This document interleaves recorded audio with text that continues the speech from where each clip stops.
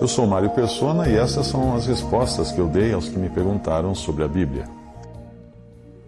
Você escreveu, e na tentativa de justificar a sua religião, que é o Espiritismo, você a comparou com o que vê ao redor no mundo religioso. E aí você escreveu o seguinte, abre aspas, nunca vendemos areia do Monte Sinai, nunca vendemos rosa ungida, fecha aspas. Bom, os descalabros que esses pregadores ditos evangélicos fazem não invalidam a Bíblia. Eles apenas confirmam as palavras de Jesus sobre aqueles que pregariam, fariam milagres, expulsariam demônios no seu nome, sem que ele nunca os tivesse conhecido.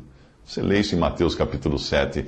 Tudo que é verdadeiro tem milhares de cópias piratas. Portanto, não é por aí que nós devemos validar ou invalidar o cristianismo. Não é observando o que fazem as cópias piratas do cristianismo. Também não é pelos espíritas que eu tento invalidar o espiritismo. Não é pelo comportamento de pessoas espíritas que eu conheço que eu tento invalidar o espiritismo. Não, porque você vai encontrar espíritas, pessoas muito boas. E você vai encontrar também, obviamente, bandidos espíritas, né? Como em qualquer meio. Mas não é o comportamento dessas pessoas que vai dizer se o que eles creem é correto ou não.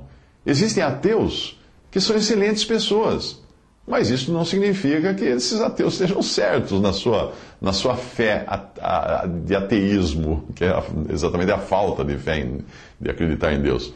Você escreveu o seguinte, abre aspas, hoje, após 150 anos da codificação espírita, já se soma no Brasil aproximadamente 5 milhões de espíritas declarados e aproximadamente 40 milhões de simpatizantes, fecha aspas. Pois é disso que eu estou falando. Se nós fôssemos atrás de números, nós sairíamos todas as manhãs em busca de esterco, porque trilhões de moscas fazem isso todos os dias. Pare com essa mania de perseguição, de achar que eu esteja perseguindo espíritas, falando mal de espíritas. Não! Deus ama os espíritas. O que ele abomina é o espiritismo. E é o que eu faço isso também. Eu amo os espíritas, mas eu abomino o espiritismo. Porque ele é antibíblico. É uma ofensa até a Cristo. Você escreveu o seguinte, abre aspas, será que somente os evangélicos e protestantes é que são inteligentes? Fecha aspas. Não. Evangélicos, protestantes, católicos, espíritas, ateus, todos são igualmente ignorantes de pai e mãe, pecadores perdidos. E eu me incluo nessa classe também, que eu nasci um pecador perdido. E todos são, a menos que parem de confiar na sua própria inteligência e creiam no Salvador para serem salvos. Uma criança e um deficiente mental estão mais perto da salvação do que um cientista. Eu sei que o Espiritismo tem o maior zelo, maior admiração pela ciência, fala muito de ciência, não é? O Espiritismo fala muito disso, mas perceba que uma criança ou até um deficiente mental estão mais perto da salvação do que um cientista, porque a salvação depende da fé no Salvador e não da razão e da lógica. Pela mesma razão que publicanos e prostitutas estão mais perto da salvação do que religiosos e clérigos, porque é mais fácil um publicano, uma prostituta, se reconhecer pecador do que um clérigo se reconhecer pecador. Ele acha que ele é muito santificado porque ele tem sua religião e tudo mais. Você continua escrevendo o seguinte, abre aspas, agora eu te pergunto, por que as mensagens espíritas que estimulam as pessoas a praticarem o amor do Cristo na sua verdadeira acepção são coisas demoníacas, fecha aspas. Bem, são, porque nem tudo que reluz é ouro. Se você ler Atos 16, encontrará o seguinte, e aconteceu que indo nós à oração nos saiu ao encontro uma jovem que tinha espírito de adivinhação, a qual, adivinhando, dava grande lucro aos seus senhores. Esta, seguindo a Paulo e a nós, clamava, dizendo, estes homens que nos anunciam o caminho da salvação são servos do Deus Altíssimo. E isto fez ela por muitos dias, mas Paulo, perturbado, voltou-se e disse ao espírito, em nome de Jesus Cristo te mando que saias dela. E na mesma hora saiu. Atos 16, 16 a 18. Aparentemente, ela estava fazendo um bom serviço, não é?